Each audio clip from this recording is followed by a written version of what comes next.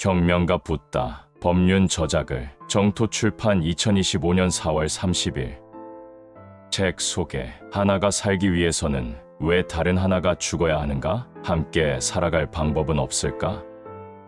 세상 사람의 고통을 보고 고뇌를 시작한 12살 소년 시다르타는 왕자의 신분을 버리고 세상으로 나아갔다. 차별과 폭력으로 가득한 세상에서 모든 사람이 행복할 수 있는 세상을 위해 한평생을 구도자이자 혁명가로 살았던 인간 붓다. 그의 족적을 법륜 스님의 스승ben 씨에 대한 간절함을 풀어 담았다. 왕궁을 뒤로 한 시다르타는 고뇌의 해답을 찾기 위해 극단의 고행을 시작했다. 연기법과 중도를 통해 끝내 누구도 찾지 못한 최상의 깨달음을 얻었다. 그렇게 깨달은 자, 붓다가 되었다. 누구든지 깨달으면 붓다가 될 수 있다. 나아가 무지에서 벗어나 깨달음을 얻으면 모든 고통에서 자유로워질 수 있다고 했다. 붓다의 개인적인 깨달음도 놀랍지만 이 선언은 가히 혁명적이었다. 붓다의 이런 가르침들은 기존의 사회 질서를 송두리째 흔드는 혁명이었다.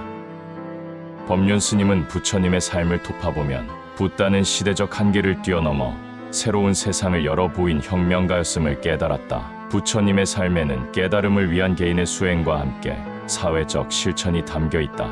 이것이 혁명가였던 붓다가 우리에게 주는 가르침이다. 법륜 스님은 이 통찰을 대중과 나누기 위해 EBS에서 강연을 하고 그 내용을 정리해 이 책으로 엮었다. 목차. 머리글 혁명가 붓다를 만나다. 1장 풍요로운 삶 속에서 고뇌하다. 2장 시다르타. 세상의 참모습을 깨닫다. 3장 중생을 구원하기 위해 전법에 나서다. 4장 모든 인간은 평등하다. 5장 고뇌에서 벗어나면 내가 곧 부처다. 책 속으로. 시다르타가 12살 때 농경제에 참여하면서 문제의식이 싹 텄다고 합니다. 시다르타가 농부들에게 물었습니다. 당신은 왜 이렇게 괴롭게 살고 있습니까?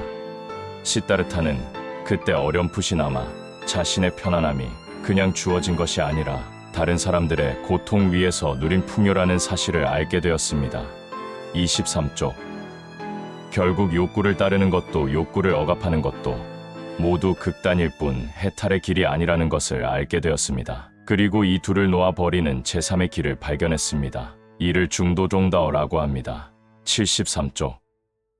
새로운 길, 새로운 관점을 찾은 부처님은 강 건너 숲이 우거진 곳에 있는 보리수나무 아래 목동이 준 길상초를 깔고 앉아서 정진했습니다.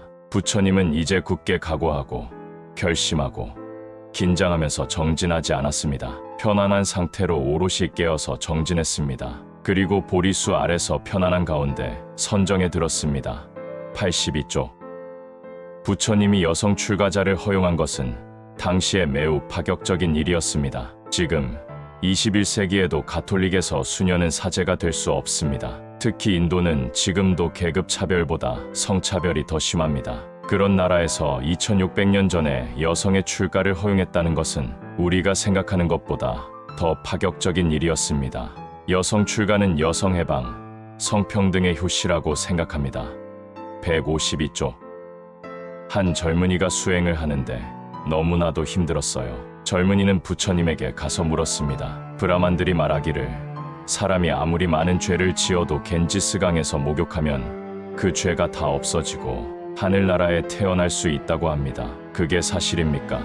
그 말을 들은 부처님은 웃으면서 이렇게 얘기했습니다. 그 브라만들의 말이 맞는다면 겐지스강에 사는 물고기가 가장 먼저 하늘나라에 태어나겠구나.